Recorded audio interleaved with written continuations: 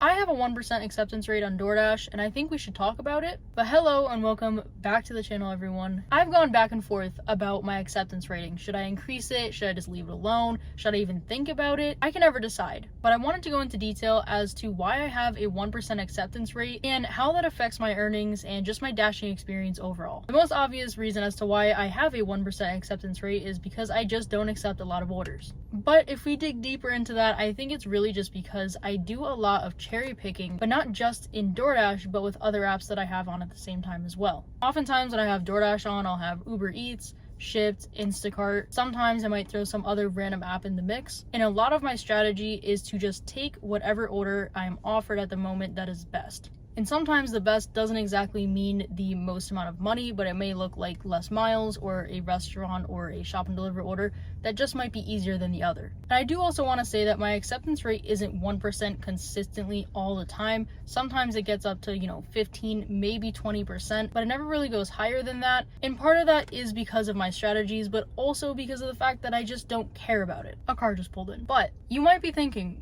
why don't you care about it? Because some people do care about it. But let me tell you how much I make without caring about it first. Where I am, there isn't necessarily consistent orders 24/7. There are a decent amount of dashers where I am, and it is a little slower during the summer. But I feel like the popularity in terms of shoppers or drivers for all of the apps aren't consistent where I am. There's very few Shipt shoppers, there's a decent amount of dashers, decent amount of Uber Eats drivers, not too many Instacart shoppers, but enough where it's not like I can get consistent, really high paying orders. So with that comes kind of a blend of just using all the different apps, but not having to rely on just one like Doordash. So if you guys recently watched my last video, I talked about how much money I made in the last 100 Doordash orders and how long it took me. The conclusion from that video was that I, on average, make about $10 per Doordash order. And on top of that, they don't normally take me that long. But that is because of my strategies. If I just took every single order and cared about my acceptance rate, then yeah, sure. My earnings might look different. I'm not exactly sure if they'd be more or less, but at the same time, even if it was more, how much is that taking away from other apps that I may be earning actually more money per minute, per hour, whatever the case may be. So if I'm averaging $10 per Doordash order, I feel like that's a pretty good amount, and most of the time I don't take an order that is less than $2 or $3 per mile, so I'm not doing too many miles for these orders. And really my strategy is just how can I make the most amount of money using the least amount of gas, making the most amount of money in the shortest amount of time, and energy and effort. So because of that, I just don't take every single Doordash order. Now I will say that when I've tried different zones, my acceptance rate has gone up because they've offered me better orders, but I feel like where I am, it doesn't matter enough for me to make my acceptance rate really high and try and get into the tier program, and I feel like it just doesn't affect my earnings for my acceptance rate to be this low. I take the orders I want and I don't take the orders I don't want. Now I will say that for some different zones, I think it probably does matter if you're in the tier program and getting that high priority access. Where I am though, it just doesn't make a difference. I've been a part of all of the programs pretty much over the last few years, and I've tested them out and they have made no difference in my earnings.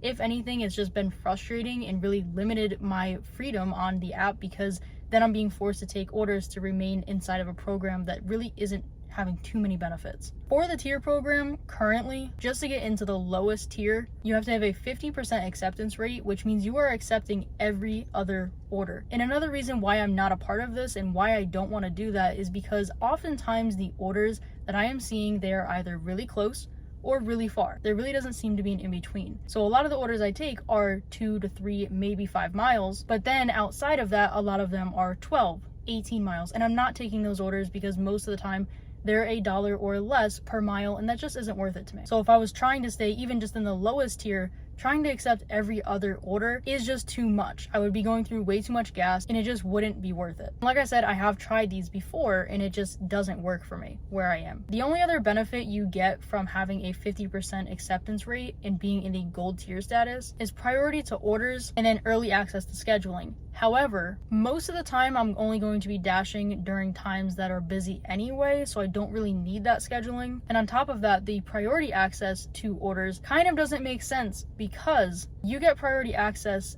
in gold, and then in the second tier, you also get a higher access to orders. And then in platinum, it is pretty much the same.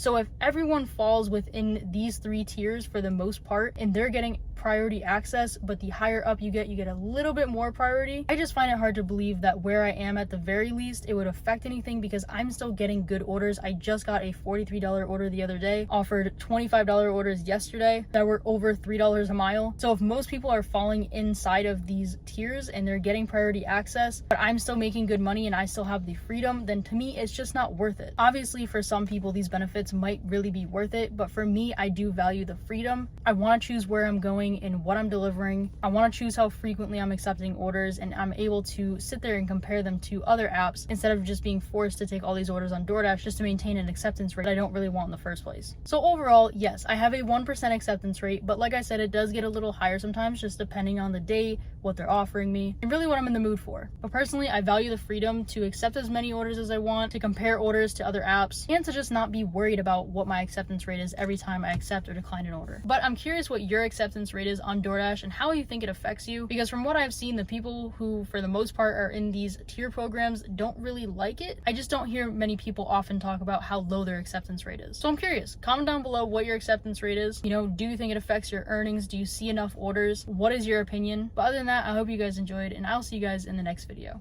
Bye.